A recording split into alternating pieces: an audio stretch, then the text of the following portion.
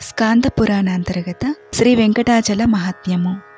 పూర్వము దేవయుగంలో ఒకనాడు నారద మహర్షి వివిధ రకాల రత్నాలతో ప్రకాశిస్తున్న సుమేరు పర్వతం మీదకి వెళ్ళాడు. ఆ పర్వతం మధ్యలో ఉన్న విశాలమైన ప్రాంతము బ్రహ్మదేవుడి నివాస స్థానము. అక్కడికి వెళ్లిన నారద మహర్షి దానికి ఉత్తర దిశలో పెద్ద రావి చెట్టును చూశాడు.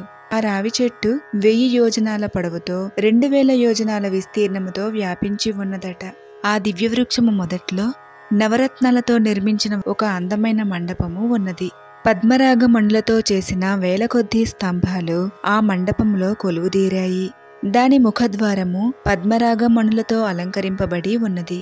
ఆ ద్వారం నుంచి లోపలికి ప్రవేశించిన నారద మహర్షి అక్కడొక ముత్యాల మండపాన్ని చూశాడట. ఆ మండపంలో వైఢూర్యాలతో చేసిన ఎత్తైన వేదిక ఉన్నది. నారద మహర్షి ఆ వేదిక మీదకి ఎక్కాడు. ఎదురుగా గొప్ప కాంతితో మెరిసిపోయే బంగారు సింహాసనము నారద మహర్షికి కనిపించింది.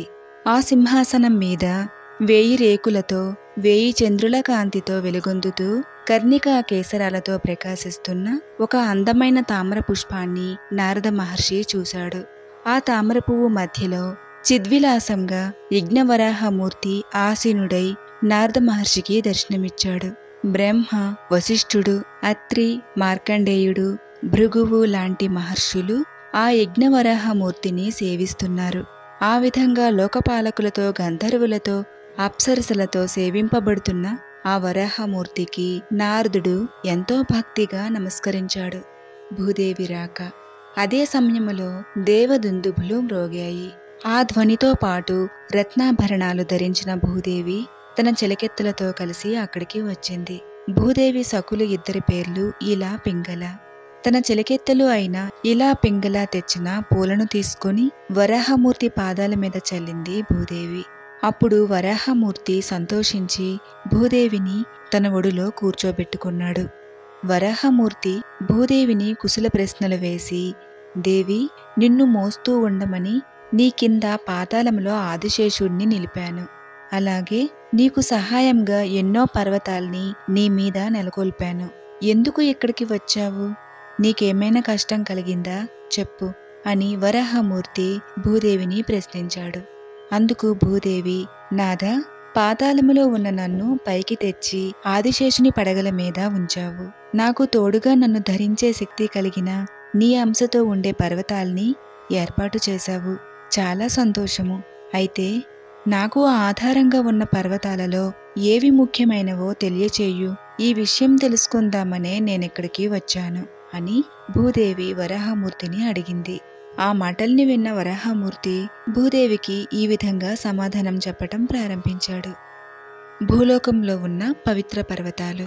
సుమేరుర్ హిమవాన్ వింధ్యో మందరో గంధమాదనః సాలగ్రామశ్చిత్రకూటో మాల్యవాన్ పారియాత్రకః మహేంద్రో మలయః సహ్యః సింహాద్రిరపి కైవతః మేరుపుత్రో జనే నామశైల స్వర్ణమయో మహాన్ ఏతే శైలవరాః సర్వే త్వదాధారా వసుంధరే సాలగ్రామశ్చ సింహాద్రి శైలేంద్రో గంధమాదనః ఏతే శైలవరా దేవీ దిశం హైమవతీం శ్రితాః దక్షిణస్యాం ప్రతీతాంస్తు వక్ష్యే శైలాన్ వసుంధరే అరుణాద్రిర్ హస్తిశైలో గృద్రాద్రి ఘటికాచలః ఏతే శైలవరాః సర్వే క్షీరనద్యా సమీపగా హస్తిశైలాదుత్తరతః పంచయోజన మాతృతః సువర్ణముఖరీ నామ నదీనాం ప్రవరా నదీ తస్య ఏవోత్తరే తీరే కమలాఖ్యం సరోవరం తత్తీరే భగవానాస్తే సుఖస్య వరదో హరిః బలభద్రేణ సంయుక్తః కృష్ణో భక్తార్తినాశనః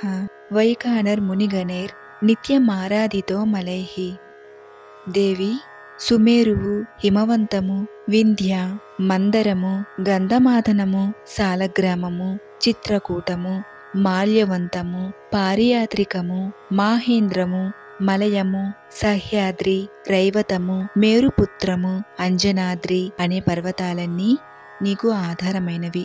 వీటిలో గొప్పవేమిటంటే ఉత్తర దిశలో ఉన్న పర్వతాలలో సాలగ్రామ పర్వతము, సింహాద్రి, గంధమాదనము ముఖ్యమైనవి. దక్షిణ దిశలో ఉన్న పర్వతాలలో అరుణాద్రి, గజపర్వతము, గృద్రాద్రి, ఘటికాచలము అనే పర్వతాలు చాలా గొప్పవి. ఈ పర్వతాలన్నీ పాల సముద్రానికి దగ్గరలో ఉన్నాయి. గజపర్వతానికి ఉత్తర దిశలో 5 యోజనాల దూరంలో సువర్ణముఖరి అనే నది ఉన్నది. ఆ నదికి ఉత్తరంగా కమల అనే పేరుతో ఒక సరోవరము ఉన్నది. ఆ సరోవర తీరంలో పూర్వము సుఖ మహర్షికి వరప్రదానం చేసిన శ్రీహరి కొలువై ఉన్నాడు. శ్రీహరి నిత్యము వైఖానస మునిగణాల చేత ఆరాధించబడుతూ ఉంటాడు. వెంకటాచలము కమల సరోవరానికి ఉత్తరంగా ఉన్న అరణ్యంలో 2.5 యోజనాల దూరంలో హరిచందన వృక్షాలు దట్టంగా ఉన్న ప్రదేశంలో వాసుదేవుడి నివాస స్థానము అయిన వెంకటాచలము నెలకొన్నది. 7 యోజనాల విస్తీర్ణము కలిగి ఉన్న ఆ పర్వతము బంగారముతో నిండి రత్నాల సానువులతో చాలా ఉన్నతంగా కనిపిస్తోంది. ఇంద్రాది దేవతలు, వశిష్ఠాది మునీశ్వరులు, సిద్ధులు, సాధ్యులు, మరుత్తులు, దానవులు, గరుడులు, కిన్నెరలు, రాక్షసులు, రంభాది అప్సరసులు అక్కడ తపస్సు చేస్తూ ఉంటారు. దేవి, వీళ్ళంతా తపస్సు చేసే ఆ వెంకటాచలం మీద ఎన్నో దివ్యమైన సరోవరాలు, తీర్థాలు ఉన్నాయి. వెంకటాచలం మీదున్న తీర్థాలు. దేవి, వెంకటాచలం మీద నెలకొన్న దివ్య తీర్థాలలో 7 ముఖ్యమైనవి. చక్రతీర్థం దైవతీర్థం వియద్గంగా తథేవచ, కుమారధారికా తీర్థం పాపనాశనమేవచ, పాండవం నామ తీర్థం చ స్వామి పుష్కరిణీ తథా సప్తేతాని వరాణ్యహం నారాయణగిరే ముఖే. చక్రతీర్థము, దైవతీర్థము, వియద్గంగా తీర్థము, కుమారధారికా తీర్థము, పాపనాశన తీర్థము, పాండవ తీర్థము, స్వామి పుష్కరిణి అనేవి 7 పవిత్రమైన తీర్థాలు. ఈ 7 దివ్య తీర్థాలు నారాయణగిరి మీద ఉన్నాయి. వీటి అన్నిటిలోకి శ్రేష్టమైనది స్వామి పుష్కరిణి. భూదేవి, ఆ స్వామి పుష్కరిణికి ఉత్తర తీరములో నీవు నేను నివసిస్తున్నాము. దక్షిణ తీరంలో జగత్పతి అయిన శ్రీనివాసుడు అర్చామూర్తిగా కొలువై ఉన్నాడు. స్వామి పుష్కరిణి గంగాది సకల తీర్థాలతో సమానమైనది. ముల్లోకాల్లో ఏ ఏ సరస్సులున్నాయో అవన్నీ ఈ సరోవరంలో కూడా ఉన్నాయి. సకల దేవతలు ఈ పుష్కరిణిలో స్నానం చేస్తుంటారు. ఈ పుష్కరిణిలో స్నానం చేసిన వారికి సకల పాపాలు నశిస్తాయి. వెంకటాచల మహాత్మ్యము. భూదేవి, వెంకటాద్రి ఎంతో గొప్పది. ఎందుకంటే సాక్షాత్తు ఆ శ్రీనివాసుడు స్వయముగా కొలువుతీరి ఉన్న దివ్య పర్వతము ఈ వెంకటాచలము. దేవాశ్చ ఋషియశ్చైవ యోగిన సనకాదయః కృతేంజనాద్రిం త్రేతాయాం నారాయణగిరిం తథా ద్వాపరే సింహశైలం చ కలౌ శ్రీ వెంకటాచలం ప్రదంతీహ విద్వాంసః పరమాత్మాలయం గిరిం. దేవి, దేవతలు, ఋషులు, సనకాది యోగులు కృతయుగంలో అంజనాద్రి, త్రేతాయుగంలో నారాయణాద్రి అని, ద్వాపర యుగంలో సింహాద్రి అని, కలియుగంలో శ్రీ వెంకటాద్రి అని ఆ పరమాత్మకి స్థానమైన స్థావరాలు అని చెబుతారు. యోజనాం సహస్రాంతే ద్వీపాంతరగతోపి వా యోనమోద్భూదరేంద్రం తద్దిశముద్దిశ్య భక్తితః సర్వపాప వినిర్ముక్తో విష్ణులోకం సగచ్చతి. దేవి, సాక్షాత్తు శ్రీనివాసుడు కొలువుదీరి ఉన్న వెంకటాద్రికి యోజనాల దూరంలో ఉన్నప్పటికీ, మరో ద్వీపానికి వెళ్ళినప్పటికీ ఒక్కసారి వెంకటాద్రి ఉన్న దిక్కుకు తిరిగి భక్తితో నమస్కరిస్తే చాలు, ఆ మానవుడు సకల పాపాల నుంచి విముక్తుడవుతాడు. చివరికి ఆ మానవునికి విష్ణులోక ప్రాప్తి కలుగుతుంది. దేవి, దివ్యమైన వెంకటాద్రి మీద స్వామి పుష్కరిణి తరువాత 6 మహిమాన్వితమైన తీర్థాలున్నాయి. మొదటిది కుమారధారా తీర్థము, రెండవది తుంబుర తీర్థము, 3 ఆకాశగంగ, 4వది పాండవ తీర్థము, పాపనాశన తీర్థము, దేవతీర్థము. కుమారధారా తీర్థము, ఇది సకల పాపాల్ని పోగొట్టే తీర్థము. సూర్యుడు కుంభలగ్నంలో ఉండే కుంభమాసంలో పుణ్యతిథి అయిన పౌర్ణమి నాడు ఈ తీర్థానికి అత్యంత పవిత్రమైన తిథి. పార్వతీదేవి పుత్రుడైన కుమారస్వామి నిత్యము శ్రీనివాసుడిని అర్చిస్తూ ఈ తీర్థము దగ్గరే నివసిస్తూ ఉంటాడు. ఈ కుమారధారా తీర్థంలో మధ్యాహ్నం పూట స్నానం చేసినట్లయితే గంగాది సకల తీర్థాలలో నియమంగా 12 సంవత్సరాల పాటు స్నానం చేస్తే ఎంతటి ఫలితం లభించునో అంతటి ఫలితాన్ని పొందుతారు. అదేవిధంగా ఆ తీర్థానికి సమీపంలో అన్నదానం చేసిన వాడికి కూడా అంతటి పుణ్యఫలమే లభిస్తుంది. రెండవది తుంబుర తీర్థము. సూర్యుడు మీనరాశిలో ఉన్నప్పుడు, పౌర్ణమి నాడు చంద్రుడు ఉత్తర ఫల్గుని నక్షత్రంతో కూడి ఉన్నప్పుడు 4వ జాము తుంబుర తీర్థంలో స్నానం చేయటానికి అత్యంత పవిత్రమైన సమయము. ఆ సమయంలో గనుక తుమ్ముర తీర్థంలో స్నానం చేసినట్లయితే వాళ్ళకి పునర్జన్మ ఉండదు. 3. ఆకాశగంగ, అదే వియద్గంగా తీర్థము. సూర్యుడు మేషరాశిలో ఉన్నప్పుడు, చంద్రుడు చిత్తా నక్షత్రము ఉన్న రోజు పౌర్ణమి నాటి తెల్లవారుజామున ఆకాశగంగలో స్నానం చేసిన వాడికి ముక్తి లభిస్తుంది. 4. పాండవ తీర్థము.